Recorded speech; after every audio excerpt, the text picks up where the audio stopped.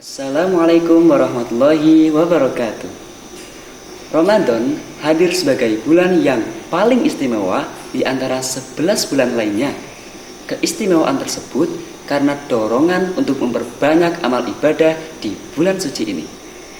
Dan janji berlipat gandaan pahala bagi orang-orang yang tekun beribadah kepada Allah Ta'ala.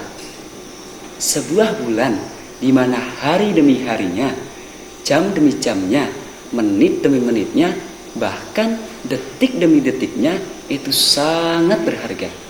Bagaimana tidak berharga bila tidurnya orang yang berpuasa saja dihitung sebagai perbuatan ibadah.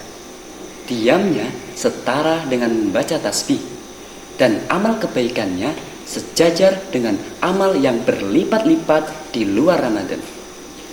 Tentu sangat menggembirakan menyaksikan gairah baru yang positif seiring dengan tibanya bulan yang penuh berkah ini.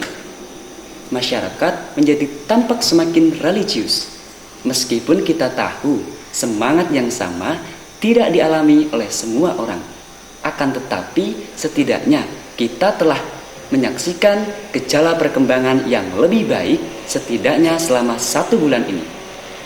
Ramadan mendorong banyak orang untuk mengubah diri, istirahat sejenak dari kehidupan dunia yang melelahkan dan meninggalkan hal-hal buruk. Semoga amal tersebut dapat terlaksana atas dasar keimanan yang kokoh sehingga dapat membersihkan kotoran-kotoran masa lalu. Sebagaimana sabda Nabi, "Man shoma Ramadhana imanan wahtisaban ghufira lahu ma taqaddama min dambihi." Barang siapa yang berpuasa Ramadan karena iman dan mengharap pahala dari Allah Ta'ala, maka akan diampuni dosa-dosa yang telah lalu. Muttafaqun alaih. Peningkatan intensitas dan frekuensi ibadah adalah sesuatu yang baik. Hanya saja kita perlu seksama agar segala upaya yang kita curahkan untuk ibadah tidak menguap sia-sia. Menguap sia-sia, ya, ibadah tidak secara otomatis pasti bernilai ibadah. Ibadah juga mengandung jebakan-jebakan yang bila seorang hamba tidak hati-hati akan terjerumus ke dalamnya. Imam Abu Hamid Muhammad bin Muhammad Al-Ghazali dalam kitab Al-Kashfu wa Tabyin menyebutnya dengan istilah al-maghrurin, para ibadah-ibadah yang tertipu. Ketertipuan tersebut karena seorang ahli ibadah keliru dalam menempatkan skala prioritas. Tipuan atau gurur antara lain juga terjadi karena seorang hanyut dalam kesibukan-kesibukan ibadah sunnah dan mengabaikan hal-hal wajib. Beliau Imam Al-Ghazali antara lain menyebutkan, "Ahmalu faraido wastaghalu bin nawafili wa rubbama ta'ammaku fiha hatta yahruju ila sarfi wal udwan." Mereka para ahli ibadah-ibadah yang tertipu mengabaikan hal-hal fardu dan menyibukkan diri pada hal-hal sunnah. Kadang mereka tenggelam dalam kesibukan itu hingga sampai pada perilaku berlebih-lebihan dan permusuhan. Orang bisa saja semangat dalam menjalankan ibadah sholat tahajud dini hari sampai subuh.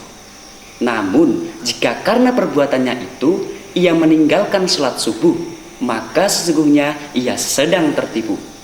Atau orang bisa saja aktif membangunkan sahur orang lain. Namun jika cara-cara yang ia gunakan mengganggu orang lain seperti membunyikan petasan, maka sesungguhnya ia sedang tertipu. Sebab ibadah mengajak sahur orang lain tidak boleh menelantarkan kewajiban kita untuk tidak mengusik ketentraman orang lain. Contoh lain di sekitar tentang hamba yang terperdaya ini ialah ketika seseorang sibuk soal sholat tarawih, menyebutkan jumlah rakaat yang paling afdol, menghujat pihak yang tidak sepaham, lalu menimbulkan pertengkaran antar pihak yang tidak sepaham. Padahal sholat tarawih merupakan sunnah, sedangkan menjaga persatuan dan kerukunan merupakan wajib.